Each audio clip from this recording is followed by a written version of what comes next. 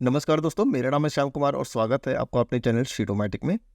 आज की वीडियो में हम बात करेंगे लॉजिकल फंक्शंस की और एक कंप्लीट सीरीज होने वाली है जहां पे हम बात करेंगे लॉजिकल फंक्शंस की, काउंटिंग फंक्शंस की, समेशन एंड एवरेज फंक्शंस की, error handling, maximum and date functions की। सभी फंक्शंस को हम एक एक करके एक्सप्लोर करेंगे। तो आपको सेपरेट इन सबके वीडियोस अलग अलग मिलेंगी, साथ में सबकी प्रैक्टिस शीट भी मिलेगी। इसके अलावा लास्ट में हम एक कंपाइल भी करेंगे सभी वीडियोस को एक वीडियो में, ताकि आप उनको भी सही ढंग से देख के सीख पाए, एक जगह पे सबको समझ पाए कि जितने भी फंक्शंस हैं उनको कैसे यूज़ करना है। ठीक है, इसके लिए आपको कोई पैसे देने नहीं है, आपको बिल्कुल फ्री में अपने चैनल पे मिल जाएगा यूट्यूब के। ठीक है, जो शीटोमैटिक है। ठीक है, तो स्टार्ट करते हैं सबसे पहले फंक्शन इफ से। इफ फंक्शन बहुत ही पावरफुल फंक्शन है और इसको एक्सेल में या गूगल शीट में हम उसी तरीके से यूज कर सकते हैं जैसे एक्सेल में या फिर गूगल शीट में, दोनों सेम ही तरीके से काम करता है। जो इसका बेसिक्स है कि किस तरीके से यूज करना है, क्योंकि ये बहुत पावरफुल है और बहुत इंपॉर्टेंट है अगर आप एक्सेल या गूगल शीट यूजर हैं तो। ठीक है, तो सबसे पहले हम समझते हैं अपने इस डेटा सेट के माध्यम से। बहुत ही सिंपल मैंने डेटा सेट रखा है ताकि हर कोई कनेक्ट कर पाए, इस तरीके से मैंने डेटा यहाँ पे रखा हुआ है। जैसे कि आप स्कूल या कॉलेजेस में जो भी आपके पास मार्क्स आते हैं उसको हम कंपैरिजन करते हैं, उसको हम चेक करते हैं कि उस मार्कशीट पे जो भी आपको टोटल नंबर्स होते हैं, जो टोटल परसेंटेज है, उसके बेसिस पे आपको क्या ग्रेड या क्या रेटिंग मिलना चाहिए। तो उस तरीके से मैंने यहाँ पे कुछ रेटिंग्स ऑलरेडी डिफाइन किया हुआ है। ठीक है, आप एक्चुअली मत चले जाना कि अपने स्कूल में ऐसा नहीं होता है। ठीक है, मैंने एक डिफाइन कर रखा है ताकि आपको समझा पाओ यहाँ पे कि किस तरीके से आप इन फंक्शन को यूज़ कर सकते हैं। इफ फंक्शन को, साथ में हम इफ एस को भी देखेंगे, एंड को भी देखेंगे, और को भी देखेंगे, इफ एंड और को भी देखेंगे एक एक करके। ठीक है, तो सबसे पहले समझ रहे हैं हम इफ को। इफ का क्या मतलब है कि अगर मेरे पास एक टोटल मार्क्स है, ठीक है, मैंने यहाँ पे पहले ही डिफाइन कर रखा है कि स्टार्ट नंबर 80 to 100, यहाँ पे 80 to 100 होगा तो एक्सीलेंट होगा। यहाँ पे 75 है तो कितना होना चाहिए, 65 to 79 वेरी गुड होना चाहिए। कैसे आएगा ये, क्या मैनुअली लिखेंगे? नहीं, तो हम इसके लिए एक फॉर्मूला यूज करेंगे। ठीक है, जिसका नाम है इफ फंक्शन। इफ, इसके बारे में और डिटेल में जानना है तो आपको यहाँ पे जैसे आप लिखोगे ये डिटेल में मिल जाती है। ठीक है, और साथ में अगर आप इसका लिंक चाहते हैं तो इसका साइट पे जाके भी आप चेक कर सकते हैं। इसका यहीं पे आपको लिंक मिल जाएगा। मैं फिलहाल अभी ऑफलाइन पे यूज़ कर रहा हूँ, इसलिए यहाँ पे लिंक शो नहीं कर रहा है। ठीक है, तो फिलहाल हम इसको समझते हैं कि किस तरीके से इसको यूज़ करते हैं। इसका सिंटेक्स बहुत ही सिंपल है। आपको लिखना है लॉजिकल एक्सप्रेशन, उसके बाद वैल्यू इफ ट्रू, अगर ये सत्य है, ये ट्रू है तो क्या वैल्यू होना चाहिए, अगर ये फॉल्स है तो क्या वैल्यू होना चाहिए। ठीक है, तो यहाँ पे दो ही चीज़ें हैं, यस और नो। तो मैं चाहता हूँ यहाँ पे जो 75 है, अगर ये वैल्यू मैच करता है यहाँ से, ठीक है, ये वाले पे, तो एक्सीलेंट दिखाए। कौन से वाले पे, 80 से अबव हो। ठीक है, 80 से अबव हो is greater than this value.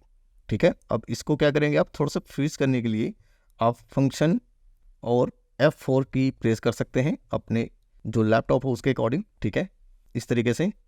तो मैं क्या कहना चाह रहा हूँ यहाँ पे, अब देखो यहाँ पे सबसे पहले जैसे मैंने यहाँ पे कॉमा स्टार्ट करूँगा मैं, यहाँ पे आप देखो दूसरे पे स्विच हो गया है वैल्यू इफ ट्रू। अगर ये ट्रू है तो मुझे क्या वैल्यू लेना है यहाँ पे, एक्सीलेंट, ये वाला वैल्यू। ठीक है, इसको भी हम सेम तरीके से फ्रीज कर देते हैं। उसके बाद अगर ये सत्य नहीं है तो मुझे क्या रिटर्न होना चाहिए, नथिंग, ब्लैंक वैल्यू, एंटर। यहाँ पे कुछ नहीं मिला मुझे, ब्लैंक मिला। क्यों, क्योंकि उसमें फॉल नहीं करता है। ठीक है, जो मैंने कहा था ग्रेटर देन 80, ग्रेटर देन का साइन मैंने सही डाला है, बिल्कुल सही। इज इक्वल टू भी कर देते हैं, हो सकता है 80 या 80 के बराबर हो। ठीक है, यहाँ पे, और इसको एंटर करते हैं। अब इसको ड्रैग कर लेते हैं जहाँ तक डेटा है हमारा। ठीक है, तो यहाँ पे एक एक्सीलेंट है 88 है, और यहाँ पे 81 है, 94 है, तो एक्सीलेंट बिल्कुल सही काम कर रहा है हमारा जो फॉर्मूला है। तो सिंपल क्या लगाना है आपको, इफ फंक्शन। आप देख रहे हैं यहाँ पे मैंने सेल रेफरेंस लिया है, कहीं पे भी कुछ लिखा नहीं है।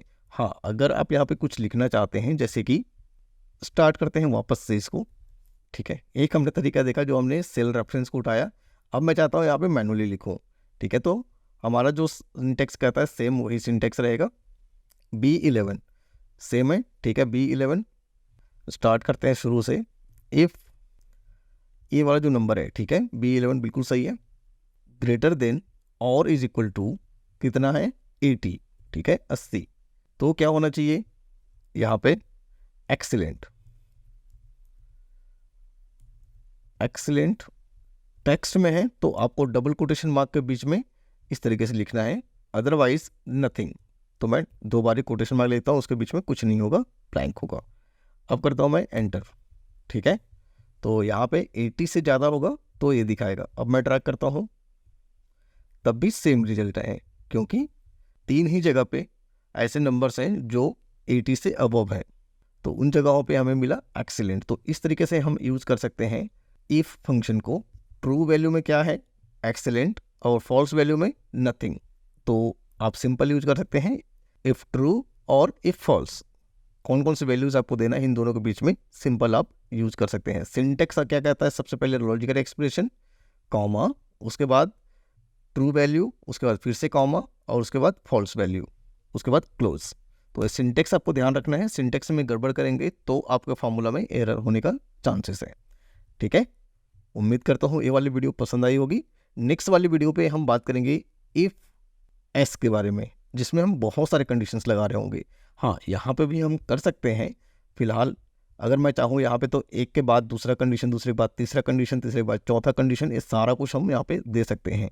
लेकिन हम इफ़ एस में वो सारी चीज़ें समझेंगे, और इसके बाद हम एक और नेस्टेड करेंगे इन सबको, ठीक है। नेस्टिंग में समझेंगे कि सभी फंक्शंस को कैसे हम एक साथ ऐड कर सकते हैं, किस तरीके से उन सिंटेक्स को ध्यान में रखते हुए हम बहुत सारा फार्मूला एक ही सेल में लगा सकते हैं। उन चीज़ों को भी हम आगे देखेंगे। फिलहाल इस वीडियो में इतना ही। तो मैं आपसे मिलता हूँ नेक्स्ट वीडियो में, तब तक के लिए बाय बाय।